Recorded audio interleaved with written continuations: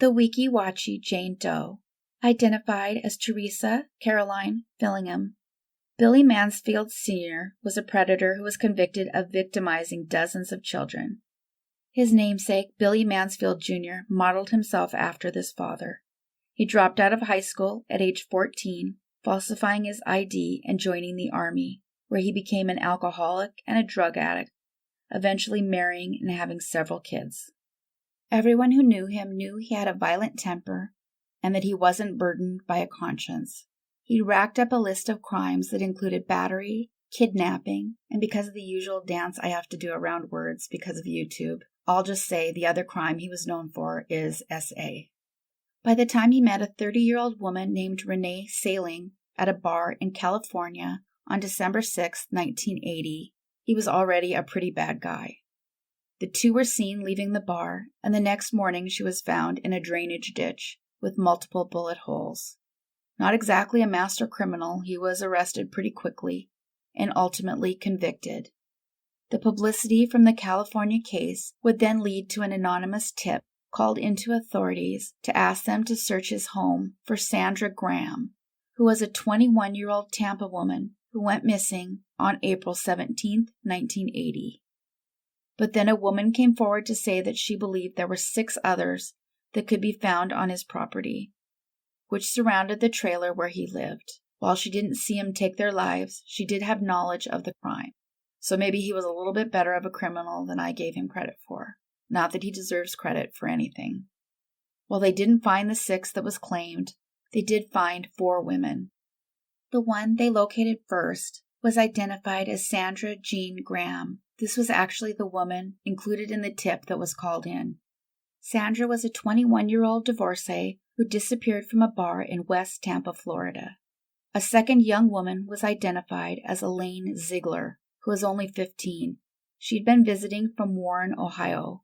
Poor girl suddenly disappeared from a campground she was staying at with family near Brooksfield, Florida in 1975.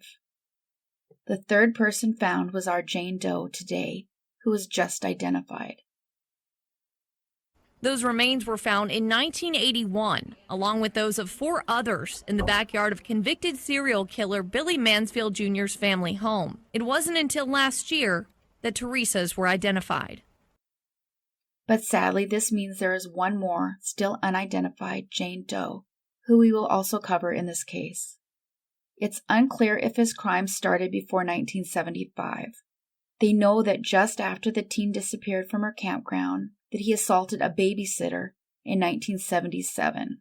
In that case, he got only 6 months of prison time and 36 months probation. And clearly having probation over his head didn't bother him. He would go on to commit an indecent assault against 2 teenagers. This did lead to his parole being revoked. But while inside the prison, his cellmate confessed to his own crime against a child, and Junior went ahead and turned his cellmate in. This got him time off for good behavior. It allowed him to get back out of jail after only a year, free to hurt more people. The 2 brothers took to covering their faces with bags, while they both assaulted or attempted to assault women. Court documents indicate that the indecent assaults were not just on the part of Junior, but they also included Junior's brother Gary, as well as their father Billy Sr. When the family was done, raining terror on all of these women, it was Junior that would take their lives. Gary was eventually charged along with Junior for being an accessory and for helping Junior flee. However, Gary got off without a charge in the end, because he then turned on his brother. Junior would also plead guilty to an attempted attack on a 5th victim. He received 4 life sentences and is still in prison today.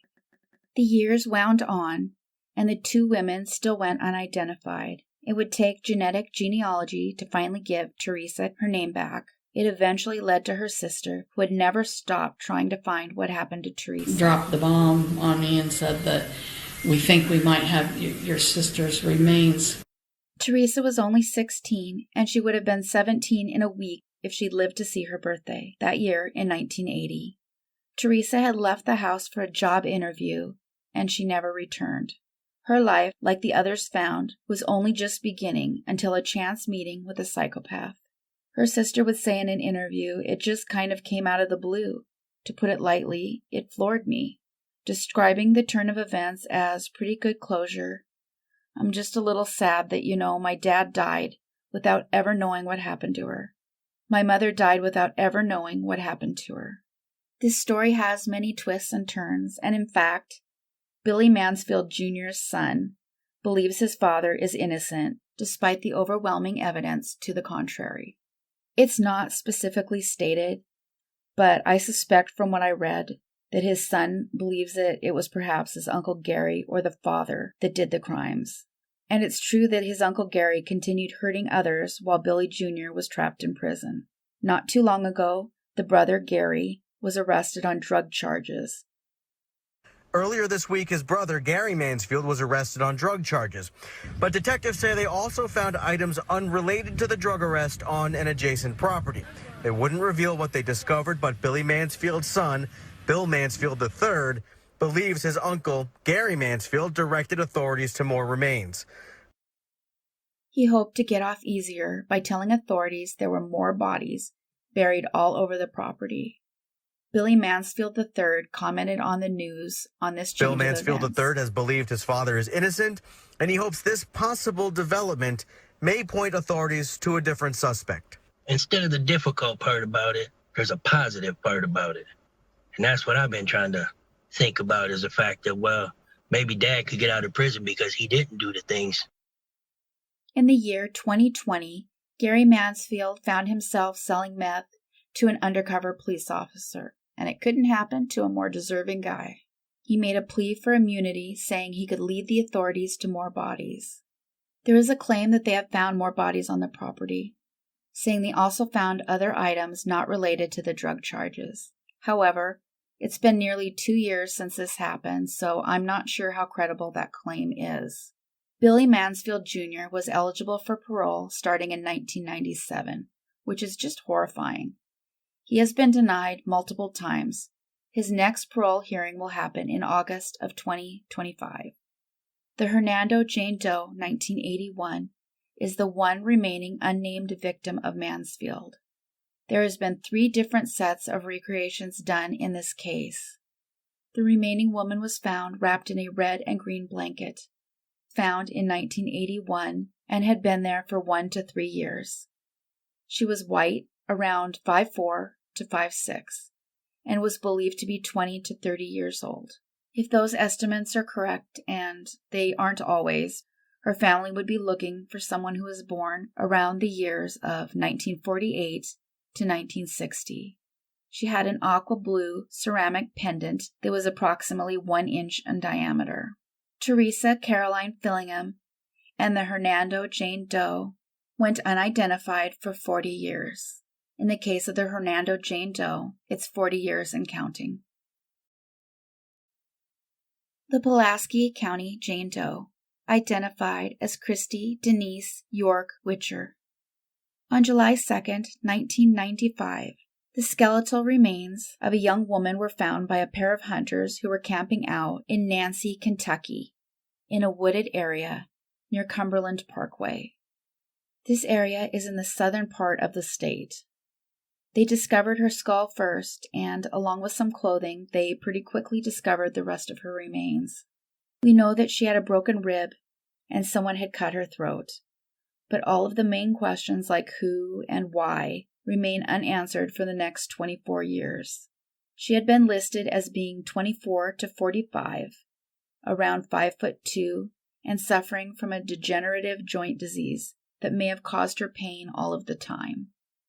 We now know that Christy Witcher lived in Scottsville, Kentucky. Only 9 days after her 24th birthday, she walked out of her home in a Scottsville trailer park and vanished. This was on July 30th, 1993. A 24-year-old mother who had 3 kids, a daughter and 2 sons. There's no mention of a husband, although all of the kids have the last name of Witcher. This does raise some questions, as all 3 kids have the last name, and her maiden name was York. I have no idea in this case if he's a suspect or if he was already gone by then. We know she was found almost exactly 2 years after she seemingly disappeared into thin air that was about 100 miles away from her home in Nancy. She just left one day and didn't come back. her sister Christy would say. She was going to work with the carnival that was here in Allen County, and nobody has seen her since. My sister was always a wanderer. She would never stay in one place at one time. She liked to go.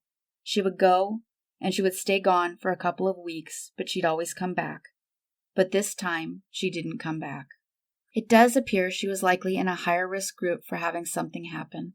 There's no mention of where the kids are or were, or if they had a good life. Maybe it's just the mother and me, but it feels like an important piece of this story that's missing. It's possible what happened to her was that she encountered a serial named Larry Dwayne Hall, who kidnapped and took her life, though I'd like to know what you all think about this. Christy was found after Hall was arrested for the kidnapping and murder of a 15-year-old named Jessica Roach, for which he was convicted. He was a man with a lower IQ of around 85, who took the lives of at least 50 women between 1991 and 1994 throughout Indiana, Missouri, Illinois, Pennsylvania, Ohio, Michigan, and Wisconsin. However, it doesn't appear there's any proof he was active in 1995 in Kentucky. His name comes up a lot in a lot of these cases. He tended to seek out Civil War reenactments. He then used his time where the reenactment took place, on his downtime, to take the lives of victims.